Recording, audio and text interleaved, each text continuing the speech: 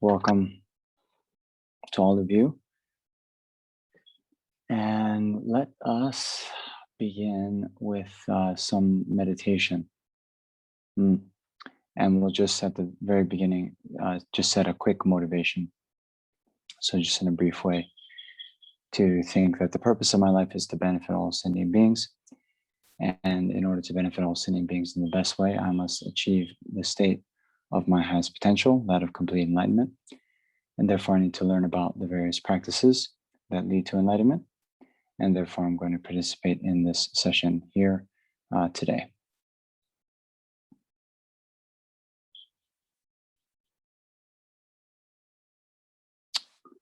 Okay, so by now, you should, I think, be quite expert in how to set up your meditation session. So first thing, we get into a comfortable meditation position. So just, adjust yourself on your cushion. So again, most important thing is to keep a kind of straight back, so you're not slouching over. And then, as the Tibetans say, the body on your cushion and your mind in your body.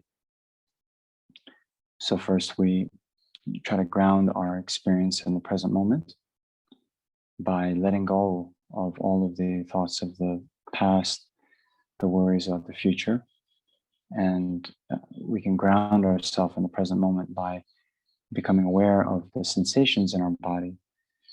Because although the thoughts can go to the future or to the past, the sensations we feel are always in the present moment. So first we get a sense that we're now seated.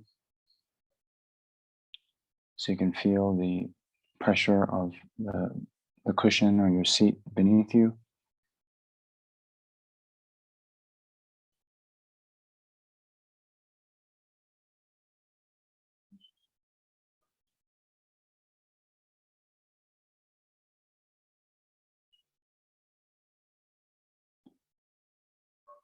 And then we take just a quick scan of our body to see if there's any pockets of tension that we're holding. So particularly in the facial muscles, just soften all those muscles, relax, don't hold any tension, and then make your way down through the rest of your body all the way to your toes. Again, where there are pockets of tension, just bringing your awareness there and then allowing yourself to release and relax.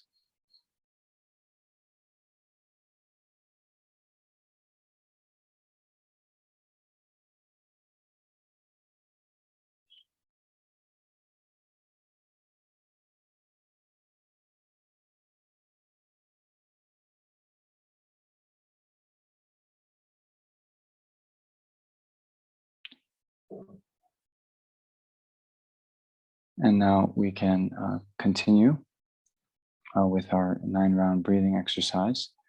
So I know this might be a little bit confusing, and I know there's a few different ways of doing it.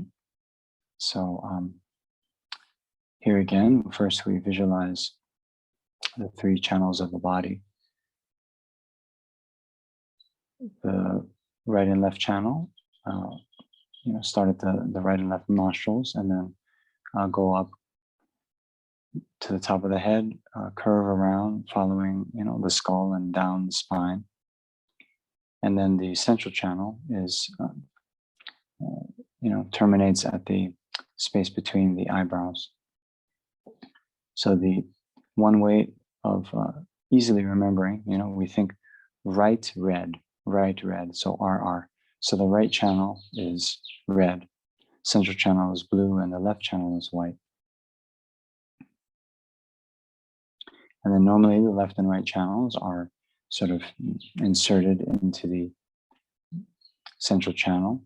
But here at the beginning, then we just think that they are inserted into each other. Then, as you know, we make our little fists with our thumb at the base of our ring finger. And then using our index finger of our right hand, then closing our left nostril and breathing in. So here we inhale. I'll do it for 4 counts. 1, 2, 3, 4. We hold it. 2, 3, 4. And then breathe out the left nostril. So switch over your finger. And we breathe out for 8. 1, 2, 3, 4, 5, 6, 7, 8. Okay, so now go at your own pace.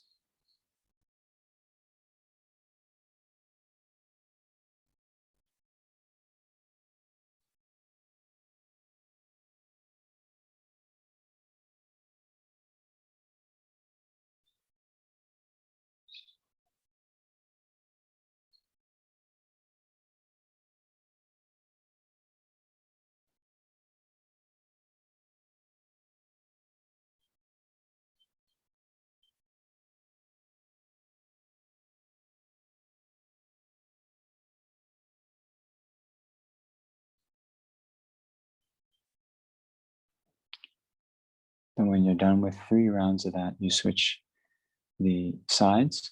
So then with your left hand, then blocking the right nostril, and then repeating the process again.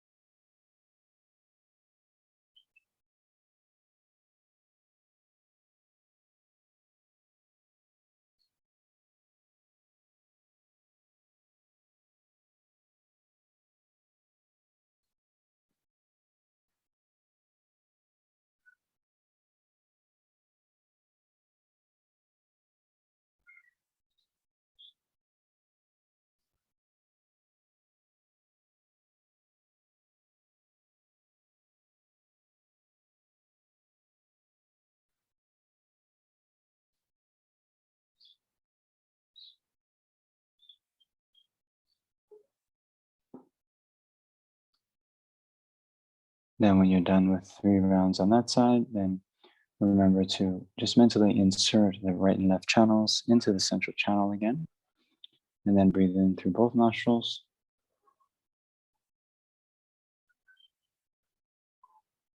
Hold, and then exhale out of both nostrils. Here again, thinking that the positive, enlightened energy remains in the central channel, but all of the distraction, ignorance, obscurations get expelled through the place between your eyebrows. So we do that again for 3 rounds.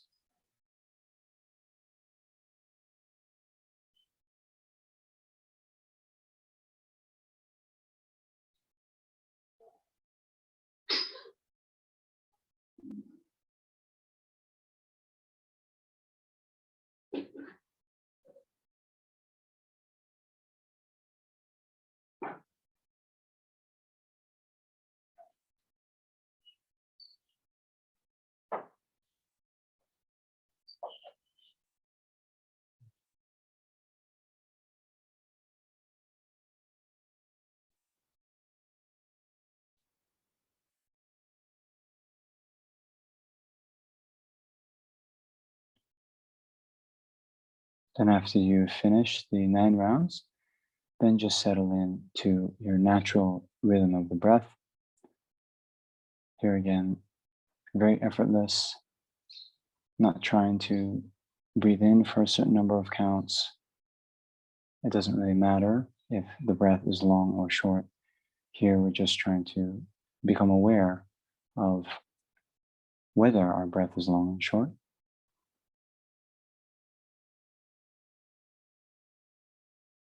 And we maintain awareness of these sensations in the body as we breathe in and out.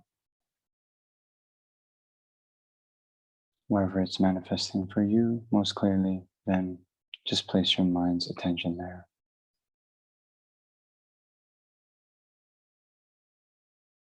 And then when there are other appearances, external like sounds or internal like different thoughts, then try not to follow after them. Don't engage with them.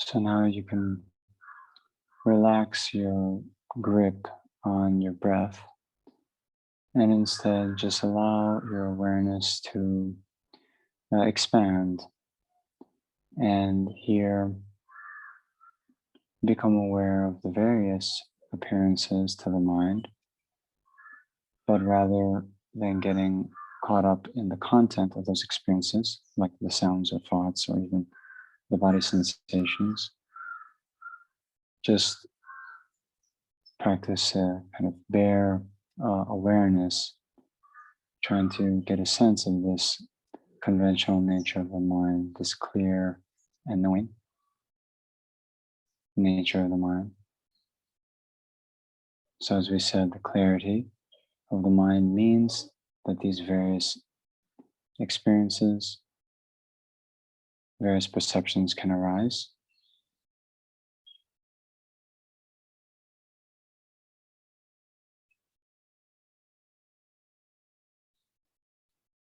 And the knowing means being aware or being of a quality of experiencing.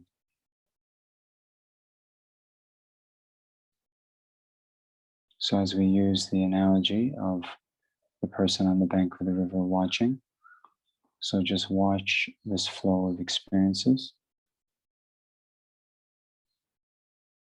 seeing how in one moment a sound can arise, the next moment a different sensation in the body can arise, then a thought can arise.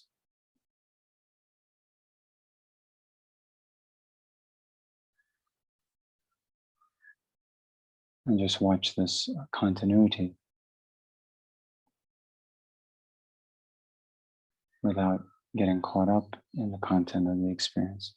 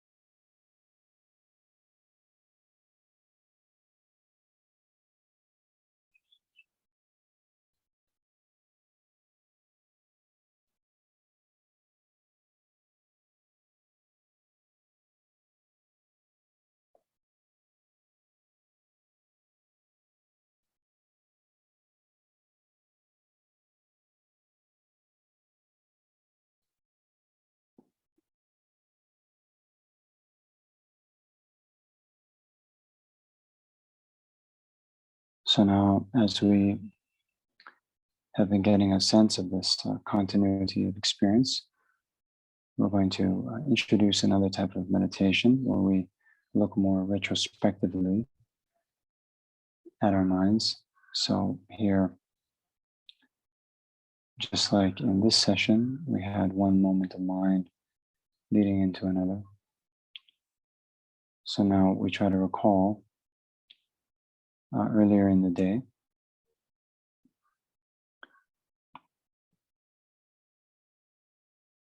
So maybe this morning, if it's evening where you are,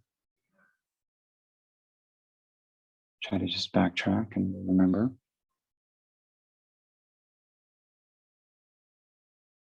Your experience of this flow of consciousness.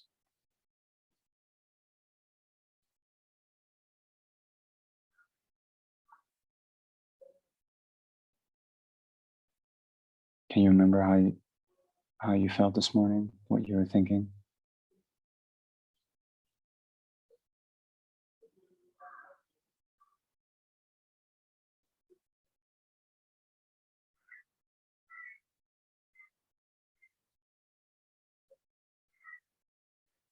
Can you continue to backtrack through time and this flow of your consciousness?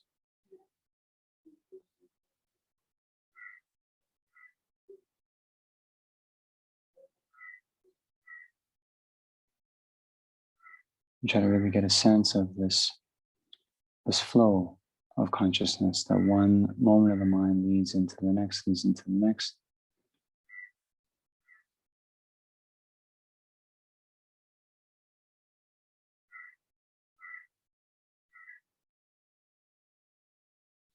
So do you remember any examples of that where maybe you had a thought, some memory out of nowhere, and then you followed that train of thought?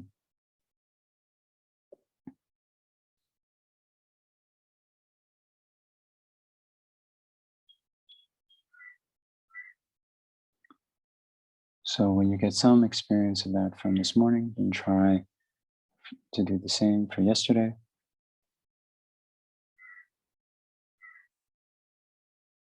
And continue to follow your consciousness back through time. Yesterday, the day before, last week, last month,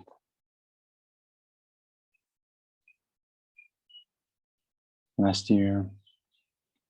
Just go at your own pace.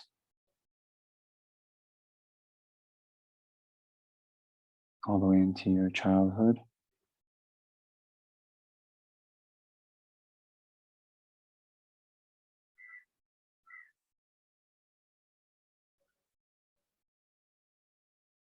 Can you remember this clear and knowing experiencer from your childhood or many years ago?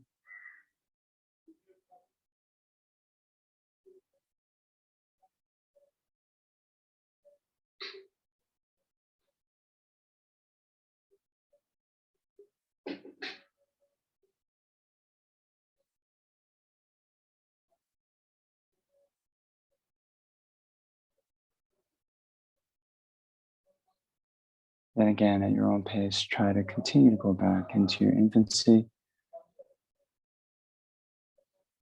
to when you're a baby.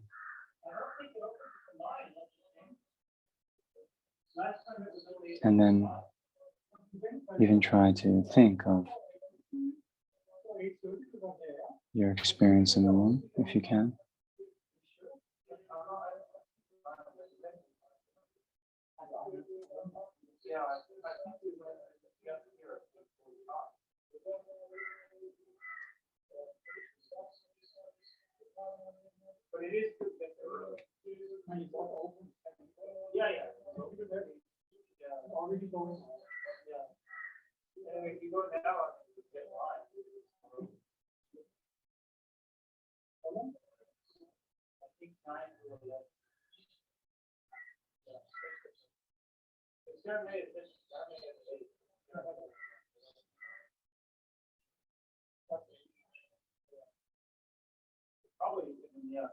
Let's see.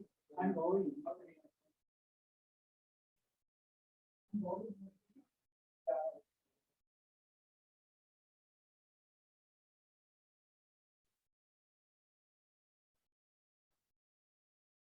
And then maybe somebody might even be able to catch a glimpse of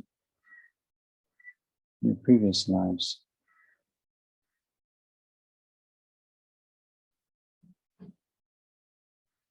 If you can, okay. If not, that's also okay.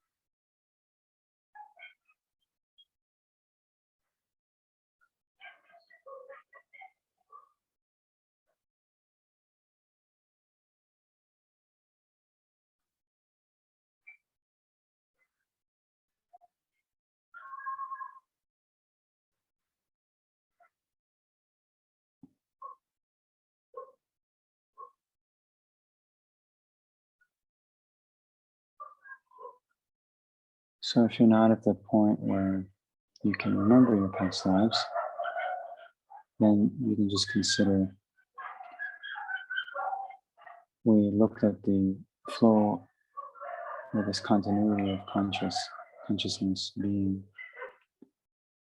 this flow of experience, which is of a different nature than forms or material. And we see that in our life, how every moment has come, every moment of mind, every moment of consciousness has come from a previous moment of mind. So then we can ask that first moment of consciousness in this life, in the womb, then where did it come from?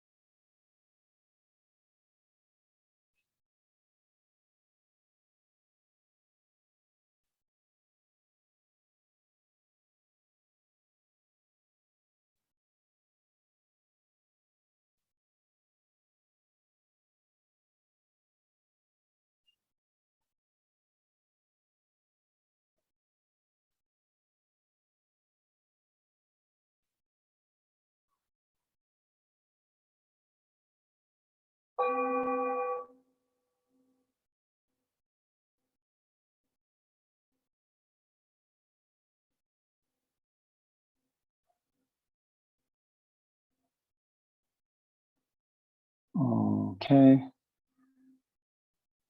so bring your awareness back to the room.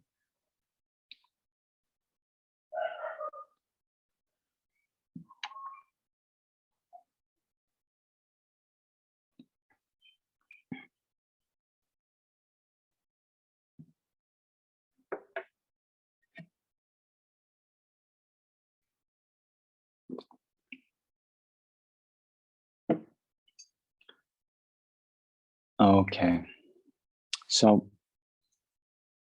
how's that?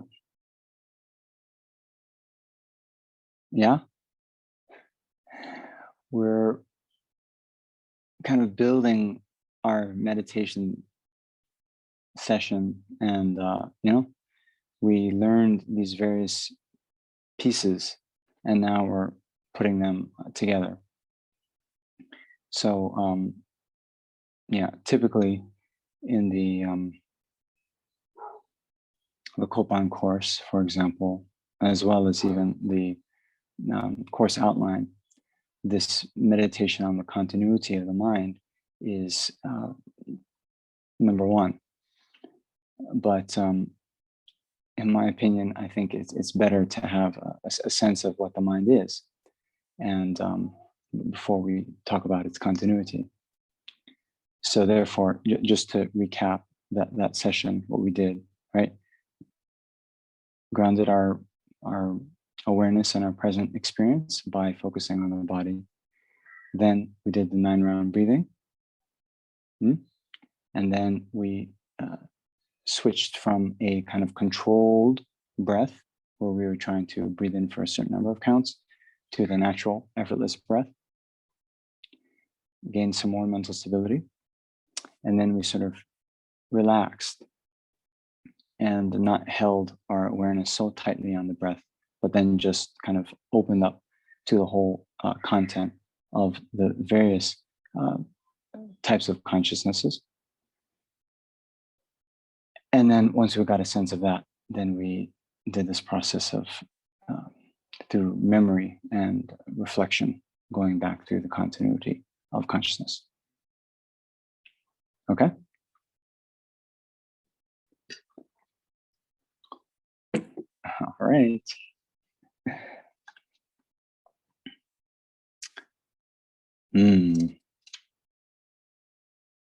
So here we are again. I was looking through the course outlines, and I think in terms of content, there's actually not so much more, right? And that's okay. That's good. Maybe that means you're making progress. So maybe just to kind of recap a bit and put things in a different way, right? Again, the title of this module, Mind and Its Potential, okay? So by now, we've been trying to inquire into the nature of the mind. And we did this first with the ehipasiko, right? Remember the Pali phrase meaning see for yourself. So I was encouraging you from day one to try to get into a daily meditation practice where you spend some time, looking in the laboratory of your own mind. But we also complemented that with the sort of philosophical viewpoint of what's explained in the traditional text. And so we have, this concept of the mind being clear and knowing. And I think we have a little bit of experience in that. Then we were talking about the mind being the creator of our experience. And we spoke of the two ways it does that. One through karma, and the other through our own way that we think in this present moment, how that colors our experience of the present moment. Okay. And we're interested in this primarily because our mind is the experiencer. So one thing that we experience is suffering, and we don't like that experience. So since we don't like the experience of suffering, we then need to inquire into the causes of suffering. And so there's this is actually the main thing that the Buddha taught. I think many of you are aware there's this, the mantra of dependent arising, right? So if you do the blessing of the speech in the moment, in the morning, then, you do the consonants, the vowels, the consonants, and then this heart of dependent arising mantra. Any of you familiar with that? Okay. Okay. If not, it's okay. I'll explain a little bit now. Because there's actually a quite nice story about it. So I think you all, many of you at least, know the Buddha had two main disciples. So Shariputra and Moggallana. And oftentimes, especially when you go to Theravadan countries, but also at Root Institute in Bodh Gaya, I know they have a statue of the Buddha, and then along the two sides, they'll have two upright monks with staffs, and that's Shariputra and Moggallana. They're the two sort of heart disciples of the Buddha. You might know Shariputra as well because he was one of the characters, as it were, in the Heart Sutra. Okay. So Moggallana and Shariputra actually were very good friends. And before they met the Buddha, they were spiritual seekers. And for a long time, they traveled around northern India, much like the Buddha did, and sought out various teachers, tried to practice their teachings, and tried to attain liberation. And they did this for many years, going around together. Then at one point, they thought, oh, well, we can actually cover more ground if we split up. And then if one of us finds a teacher that is teaching the true path, then we'll somehow, and this is before WhatsApp and email, but somehow they would get in touch with the other and call the other one to come with the other teacher. So in any case, Shariputra one day, he sees a monk, and the monk is just walking along the side of the road with his alms bowl. And the monk was very peaceful, very calm, and there seemed to be something very special about him. And so Shariputra went up to him and asked, well, who are you, and who's your teacher, and can you tell me something about what he teaches? And the monk said, well, I am a follower of the Buddha, but his teachings are so profound, I cannot do it justice to even try to summarize for you. You should just come with me and meet him yourself. But Shariputra, being a bit insistent, saying, just give me a little taste, give me a preview, right? Then finally, the monk just uttered out this one verse. Yedama hetu pravava hetun teshan tatagato yavata teshan chayo niruda evam vadi ma shamane soha. Okay, in badly pronounced Sanskrit. Okay, but what that means is, okay, for the phenomena that have causes, the Buddha taught those causes. And he also taught their cessation, and thus taught the great Shramana, or the great renunciate. Okay? So it is said that actually, just upon hearing this this one verse, Shariputra actually realized the view of ultimate reality. Okay? Did any of you do that when I just mentioned to you now? Yeah, I know. That's actually because Shariputra, through countless lifetimes of having trained, had all these imprints, so it was very easy to ripen. Whereas ourselves, it requires a lot more effort. Anyway, why am I bringing this up? So this actually is such a great encapsulation of the Buddhist teachings, right? So for those phenomena that have causes, the Buddha taught their causes, right? So this is one central feature of Buddhism, right? Our experience of happiness, as well as our experience of suffering, okay?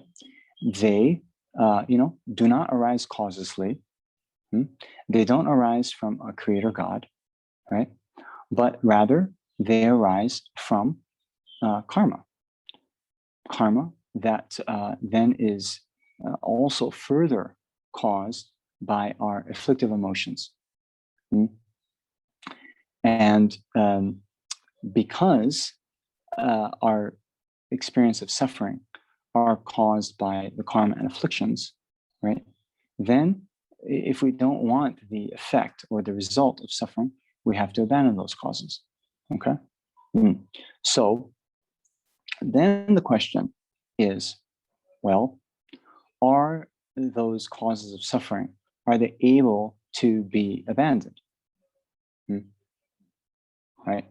So if they're not, okay, and suffering is just our lot in life, then okay, we just have to accept and don't try to fight it. Don't try to get liberated, because as they say, resistance is futile, right? So this is a fundamental inquiry. Are the causes of suffering able to be abandoned? So as many of you know, right, in the Buddha's Four Noble Truths, the first teaching that he gave at Sarnath, the first noble two, cause of suffering, the truth of suffering and the truth of the cause of suffering, right? But then the third is the truth of the cessation of suffering, right? So for those phenomena that have causes, the Buddha taught their causes. Okay, so he's taught suffering and the cause of suffering, right? Then he also taught their cessation. Okay, so what that means is then the causes of suffering, the karma and afflictions, can be ceased, can be abandoned. Okay, so here again, the Buddha makes a claim, but then we also, have to be, as His Holiness the Dalai Lama says, 21st century Buddhists. And have you heard him talk about this? Right, 21st century Buddhists. So in the past, then it seems, right, for better or for worse, people had a lot more faith, right? And His Holiness likes to talk about Tibet. And, centuries ago in Tibet, yes, there was the great monastic institutions where people would spend a long time studying, practicing. But for the most part, in the lay community, they had a lot of natural faith, but they didn't really study. His Holiness often jokes that, you could, if you were to really ask even people who consider themselves Buddhists, so, who is the Buddha? Can you tell me about the Four Noble Truths? Then people might not have much to say, right? But they had a lot of, natural faith. And, even when you go to Bodh Gaya now, you see all these, the Tibetan amala, right? The grandmothers who do circumambulation of the stupa, and they're reciting, Om Mani Padme Hum, probably tens of thousands of times every day. Not that they've, studied in depth, but just they have very natural faith. But now, what His Holiness is saying with being the 21st century Buddhist means, this faith alone is not necessary, it's not sufficient. And it rather is encouraging everyone, not just the monks in the monastery or the nuns in the nunnery, but even the lay people should come to study and understand the core of the Buddha's teachings. So in any case, here, when the Buddha says that cessation of all of our suffering is possible, then how can we test this hypothesis? Or can we at least understand then why he makes this claim?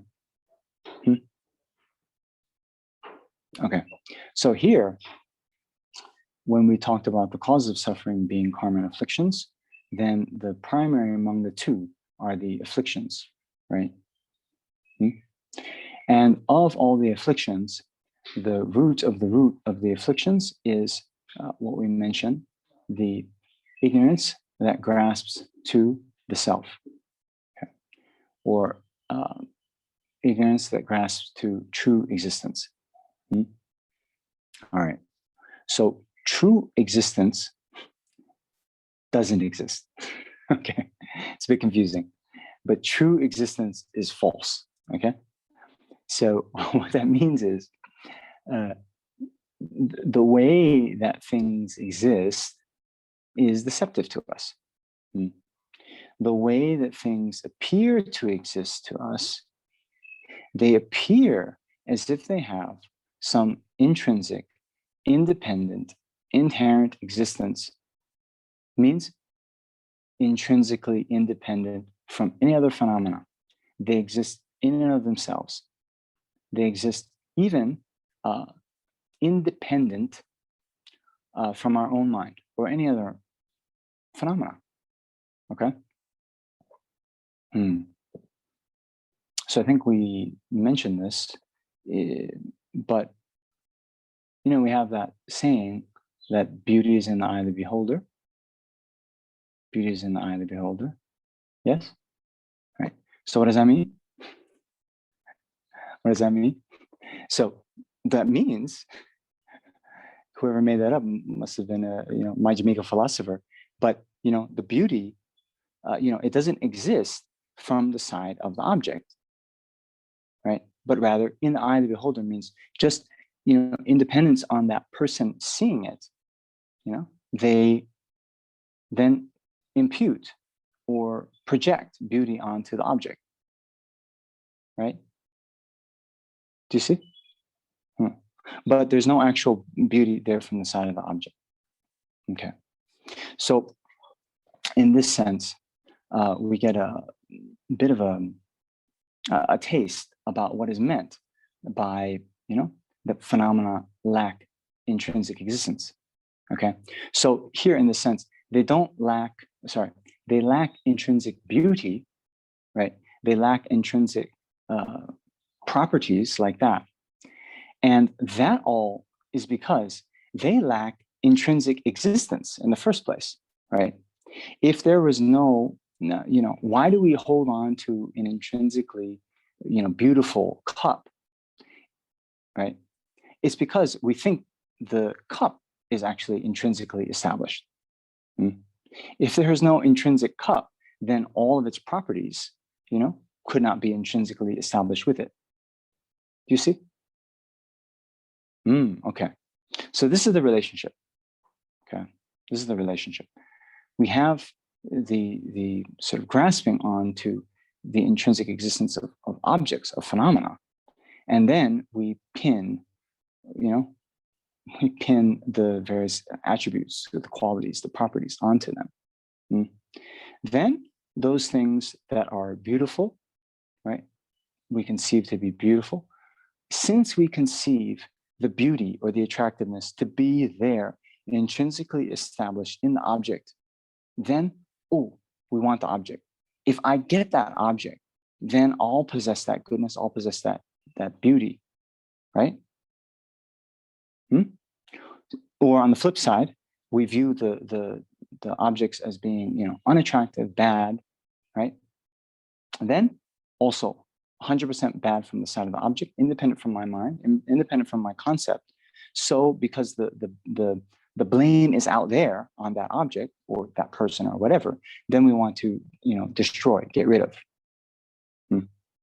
So then from that first, root of grasping to intrinsic existence, then we have attachment, anger, hostility, When we view ourselves, I am intrinsically existent, I have all these, good qualities, and then pride comes, right?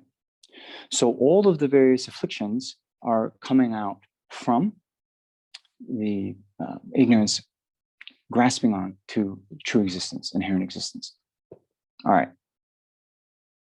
Now, we're trying to remember or trying to inquire, can that be abandoned? And then here's the good news.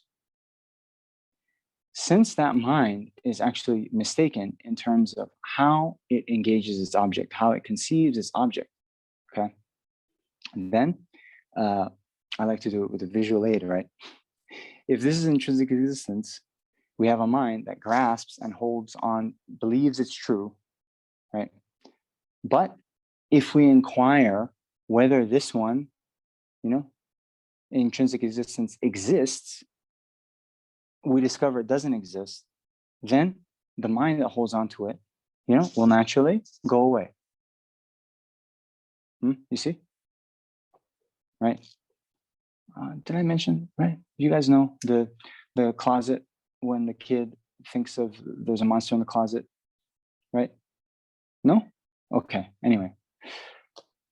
You can imagine whether or not you have kids, right? Just imagine, the kids come to you in the middle of the night, mommy, daddy, there's a monster in my closet. What do? What's the best way? You go to the closet, open up the door, you turn on the light.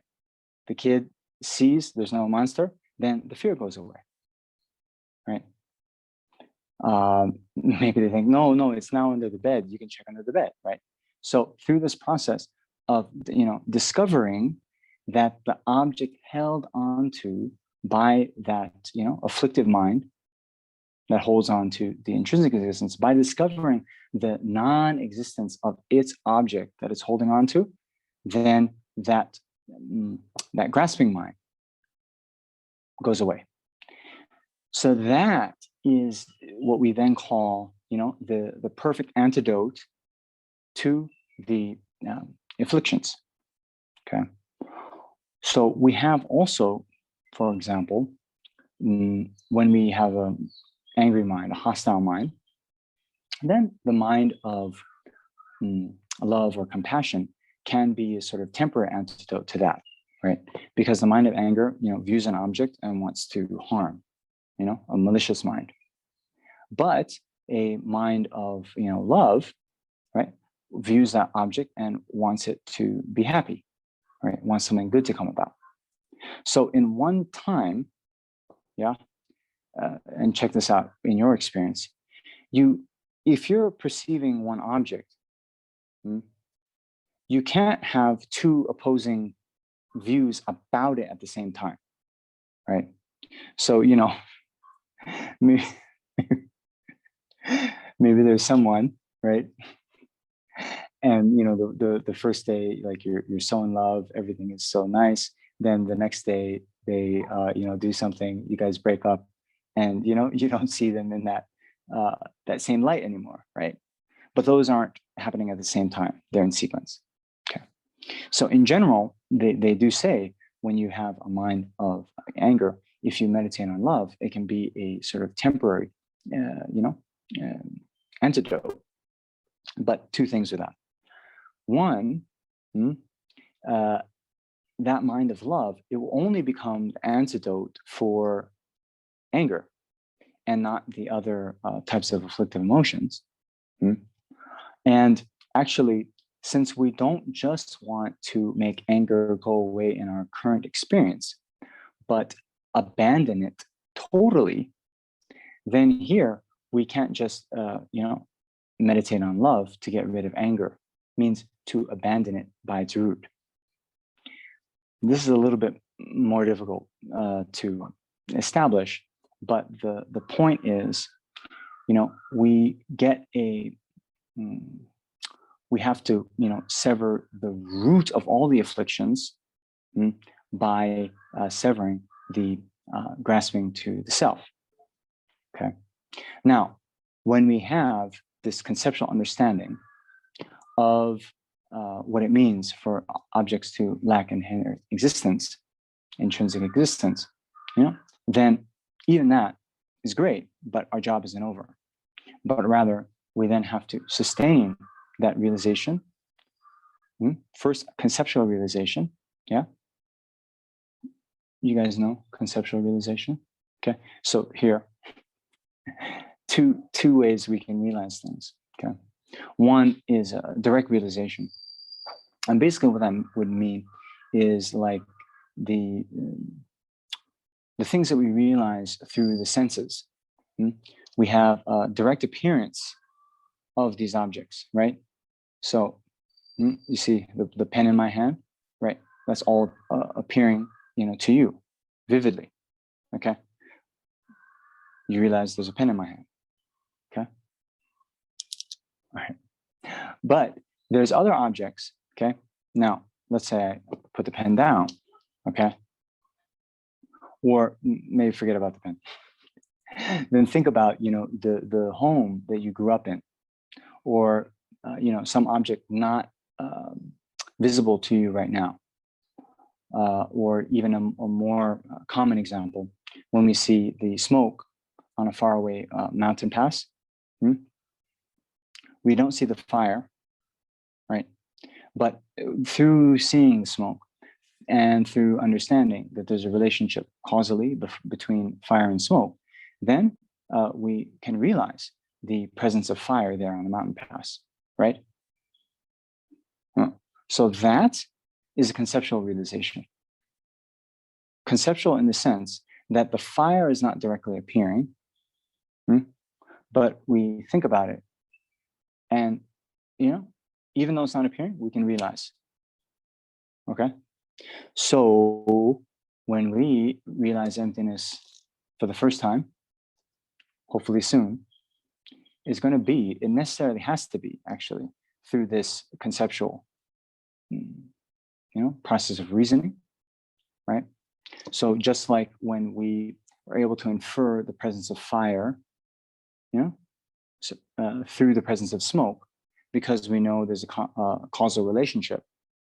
Okay, we're going to, and this is why there's so much emphasis placed on these different reasonings to establish emptiness.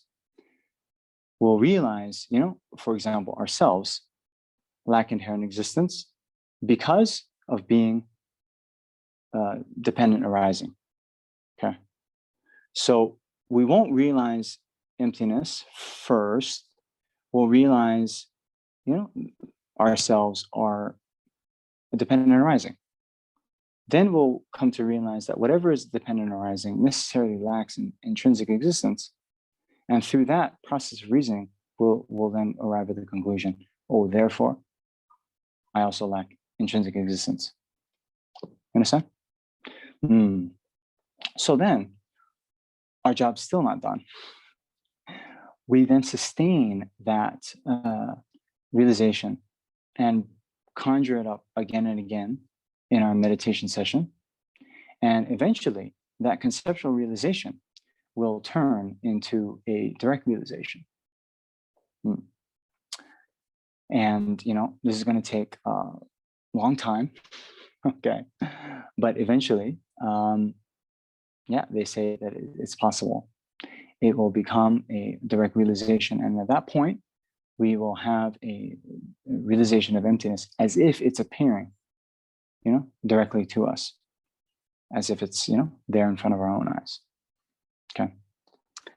And then once we get that direct realization of emptiness, that and only that will have the power to not only suppress the afflictions from arising in the present moment, but will actually come to abandon them.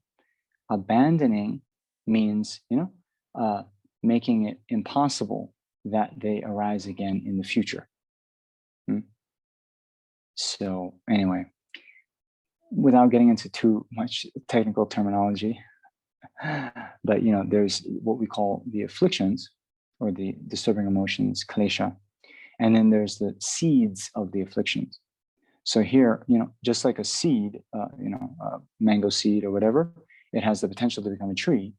The seeds of the afflictions have the potential to become manifest, anger or jealousy or whatever in the future. So at a certain point in the path, we abandon not only the manifest afflictions, but their seeds.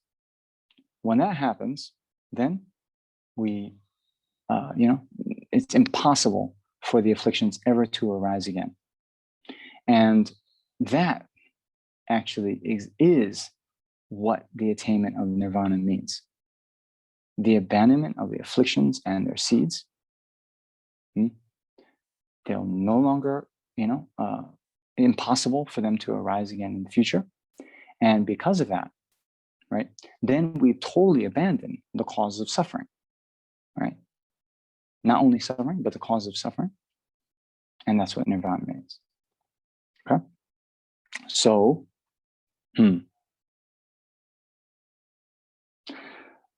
now, this is very tightly connected with the concept of Buddha nature, which we just touched on in one of the previous sessions, right? But Buddha nature is the potential that all of us have to attain enlightenment. And now there are different tenet systems within Buddhism, I think many of you know. But in the Majjhimika tenet system, which is the one that we follow, then all sentient beings means everyone who is not yet Buddha, okay, has the potential to achieve enlightenment. And the main reason that they use is, one is the afflictions themselves are not intrinsically or inherently, established in the mind. And here we brought up the example of the dirty cup of water, right? Where even when the water is polluted with dirt or whatever, then that doesn't change the sort of nature of the water being wet and moistening.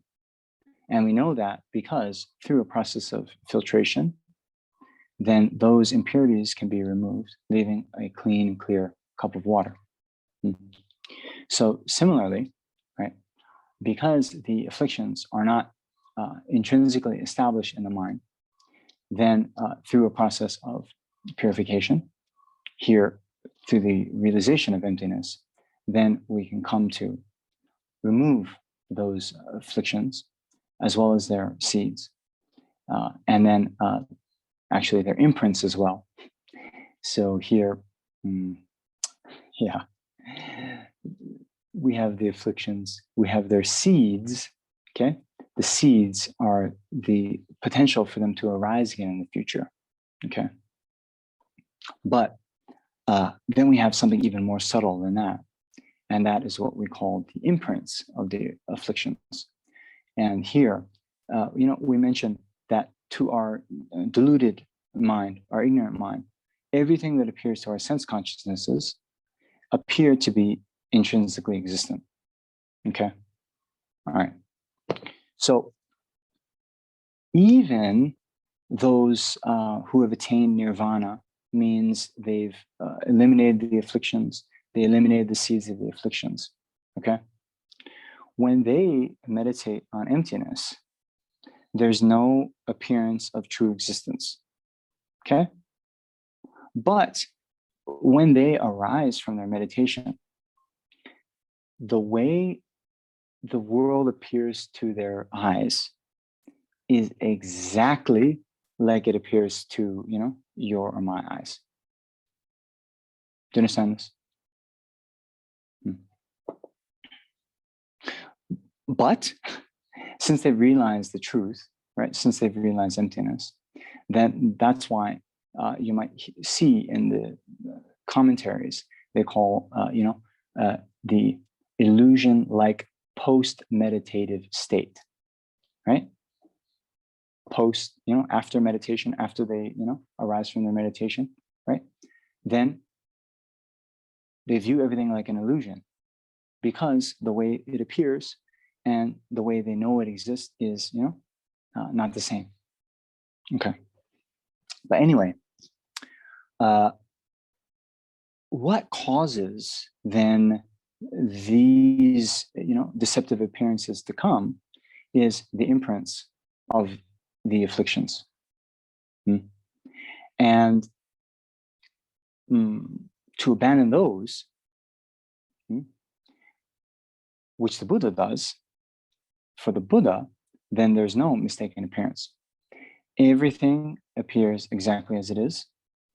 And they have what we call the, direct simultaneous realization of both the conventional nature of reality and the ultimate nature of reality in one mind, simultaneous. Okay, that's a unique quality of the Buddha's omniscient consciousness. Now, to abandon the afflictions, you can't, just meditate on emptiness, but you also need the meditation on emptiness conjoined with this mind of bodhicitta, or the wish to achieve enlightenment for the benefit of all sentient beings.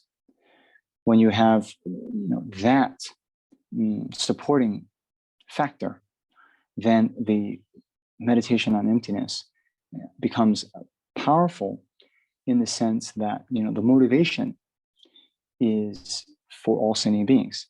So then it's like the benefit of that then gets, multiplied, increased exponentially by, however many sentient beings there are. And so that, and only that, then has the power to eliminate as well the imprints of the afflictions. Okay.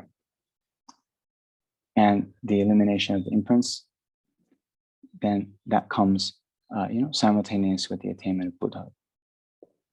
So now, this Buddha nature, okay, our potential to achieve enlightenment is then also predicated in this, fact, or maybe for us a hypothesis, that phenomena do not lack intrinsic or inherent existence.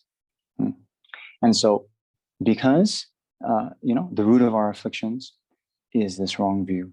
It can be abandoned, and through our continuous, and repeated meditation, we can eliminate it. We can eliminate the seeds. We can eliminate the imprints, and therefore enlightenment is possible.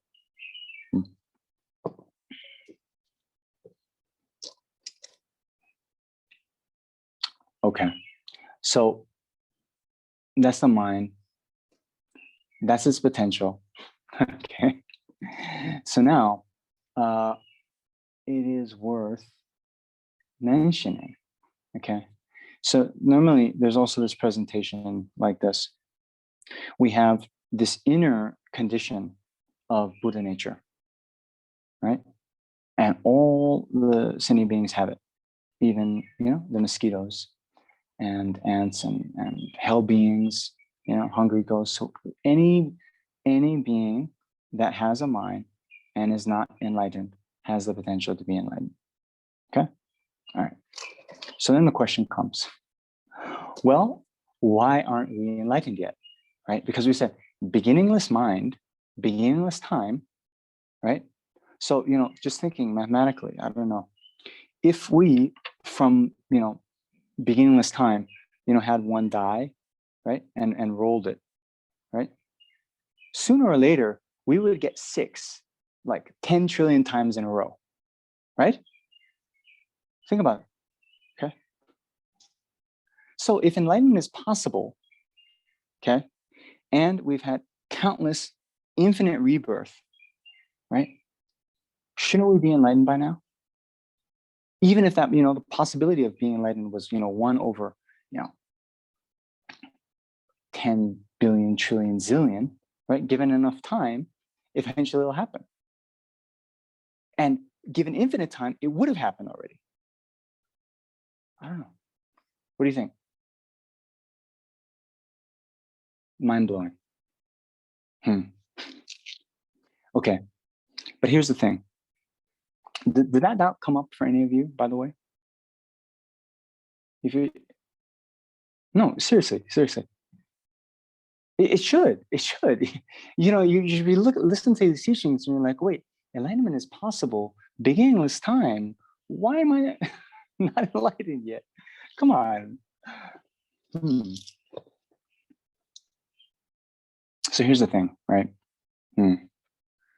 Though enlightenment is possible, okay, it's like this. In the garden outside, right? It's possible that a mango tree could be there. Okay? It's mango season, by the way, and I love mangoes. Okay, mangoes are on my mind. So there's the potential for there to be a mango tree outside. Okay, I don't know about you guys in Northern California. Maybe no potential for a mango tree, but here in South India, we have the potential for a mango tree. Okay, but if for that potential to happen, okay, there's a potential just because there's ground that's relatively fertile. But if a seed is never planted, and that seed isn't taken care of, watered, doesn't meet with the proper conditions, a mango tree will never arise. Okay, so just like we can think our mind is like the ground, but needs the potential to awaken. Okay, and since the attainment of enlightenment arises from causes and conditions, again, without those causes and conditions being accumulated, then it will never come about. Right?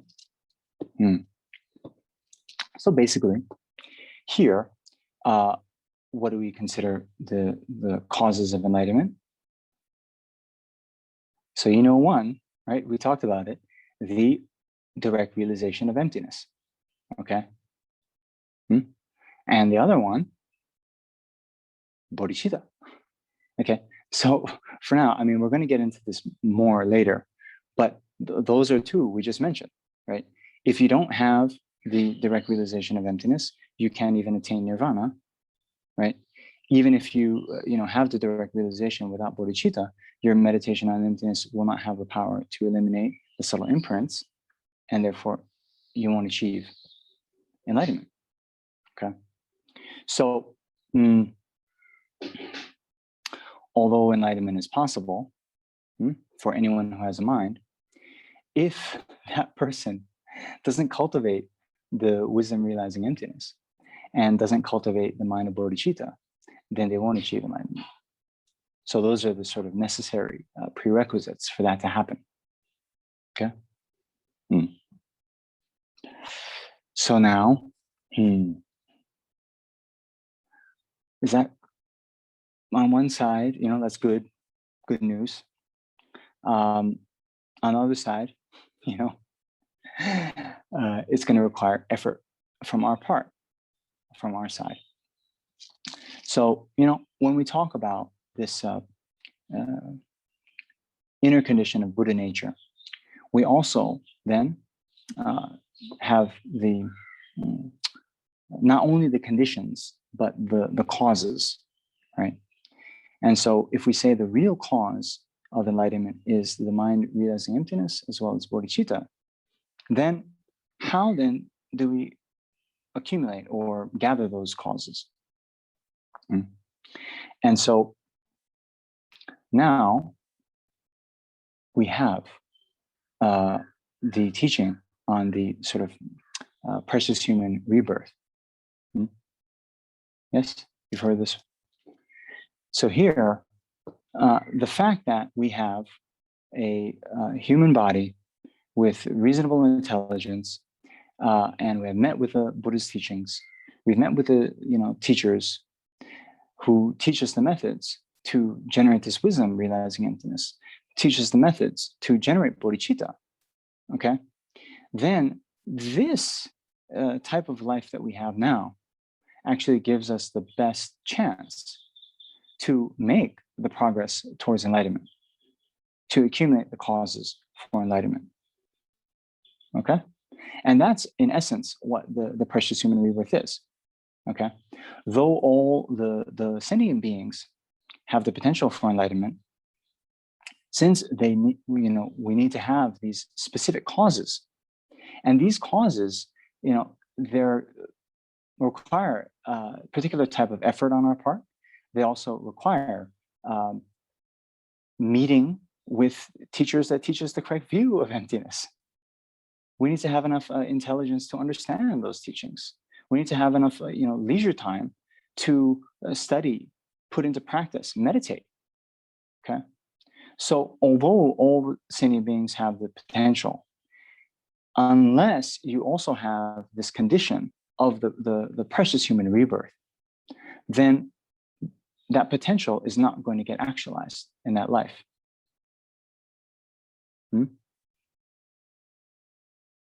So this is the good news for us, because we have, all sentient beings have the inner condition of Buddha nature, but we also have the further condition of the precious human rebirth, right? So then, with this life, with this mind, we can do so many things. Our potential that we can tap into in this life is unlimited, because yes, we can, at the very best, we can achieve enlightenment. Even short of that, we can achieve nirvana, liberation from samsara. Then, even short of that, we can, when we pass away from this life, get born in a pure land of the Buddha, where there is no suffering, and we can meet with the Buddhas and Bodhisattvas, receive teachings from them, and in that way, continue our progress. And even short of that, we can attain another good rebirth, like that of a human, in our next life. Or we can get totally enmeshed infatuated, obsessed with worldly concerns, and binge watch Netflix and eat nice food and I don't know, whatever worldly people who don't believe in rebirth, don't believe in liberation, don't believe in enlightenment, everything that they would consider.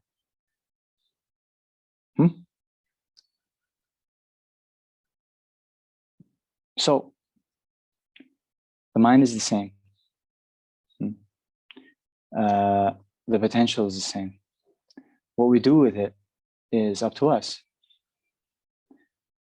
So this teaching on the precious human rebirth, it should sort of motivate us, seeing how much potential we have, given that we have this type of body and mind, that we then don't use it. Don't waste it. And not only that, right? Because we can then think, oh, yeah, I have a precious human rebirth, but in the Buddhist time, they didn't have Netflix streaming. Now I have all this at my disposal.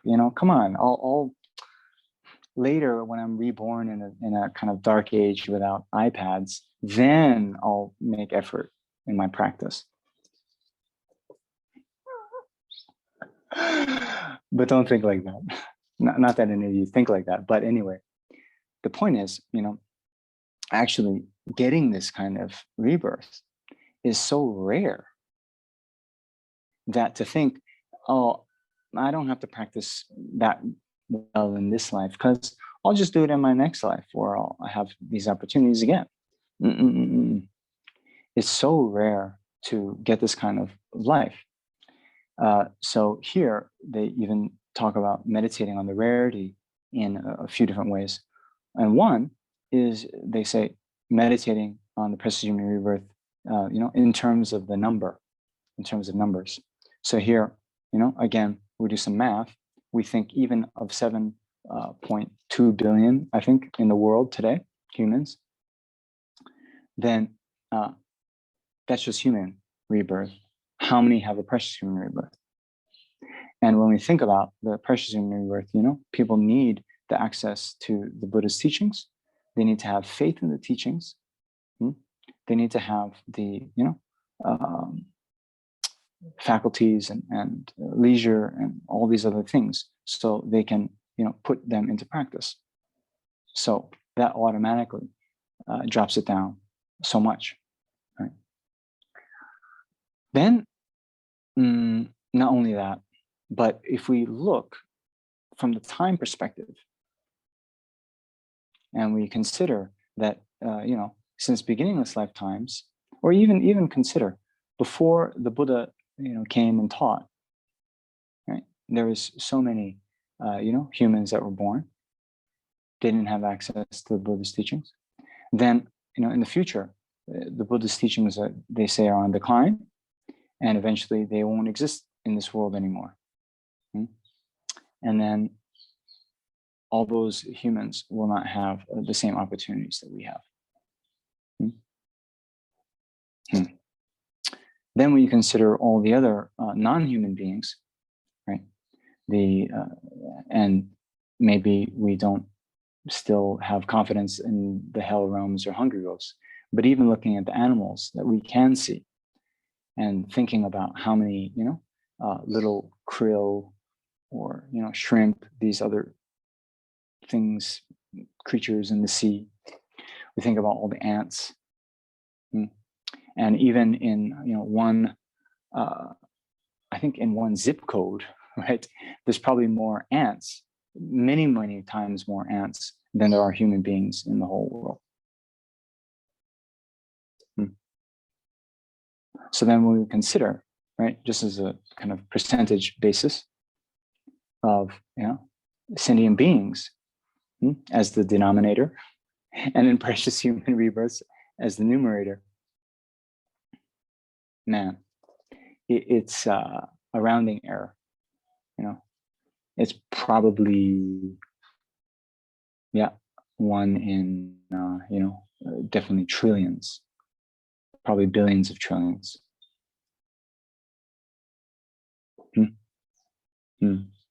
So in that way,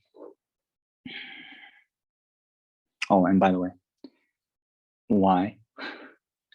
Because again, the cause to attain this type of rebirth is very difficult and rare to get. To get this kind of rebirth, we need, pure morality.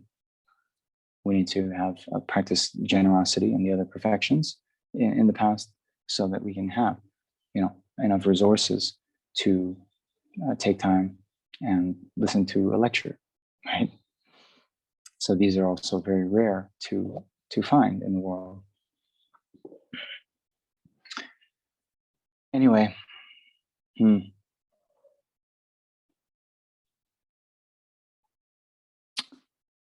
that's the Precious Human Rebirth.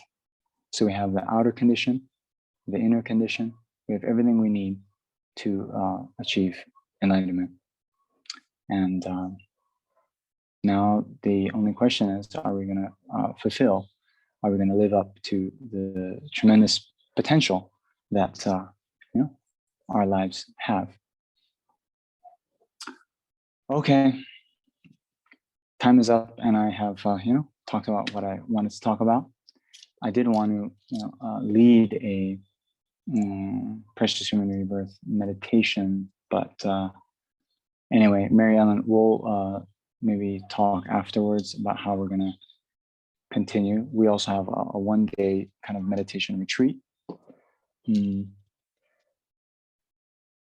So anyway, we can talk about that.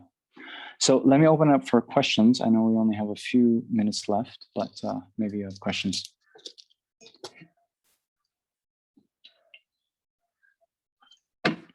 Anybody who has questions? Eve has a question. Yeah, I keep having questions arise when I do the readings. Like, for example, right now I'm reading the Wish Fulfilling Golden Sun, and I know that it's not like a quick question, but what would be a good forum for asking questions like that?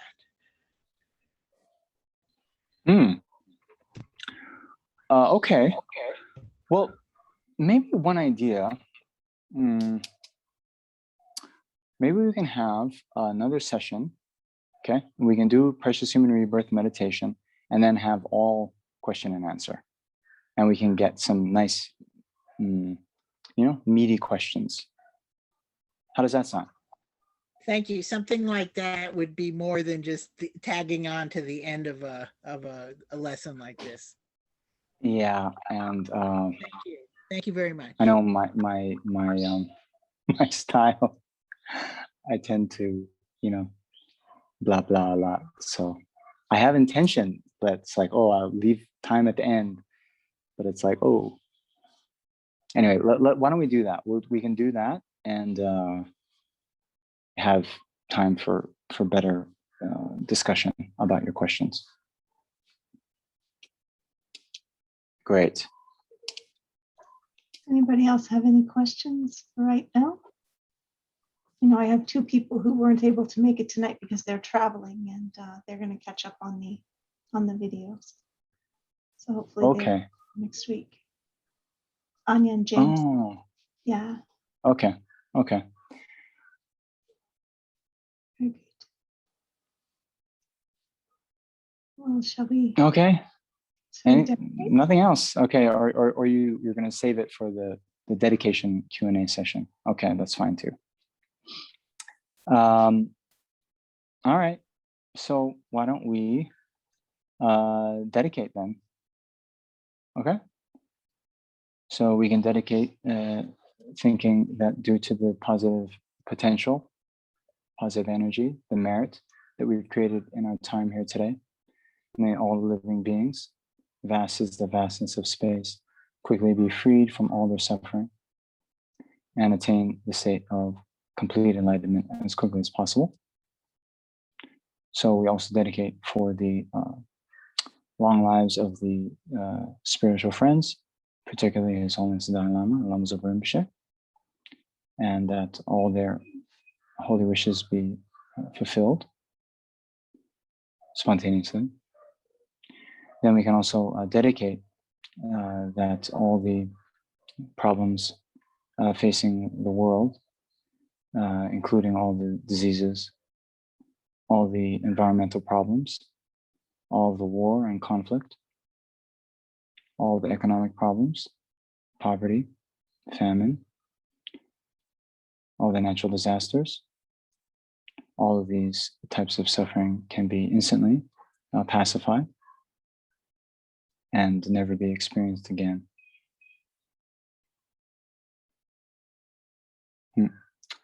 Okay. Oh, and maybe also just one small thing for us. This is also good to do.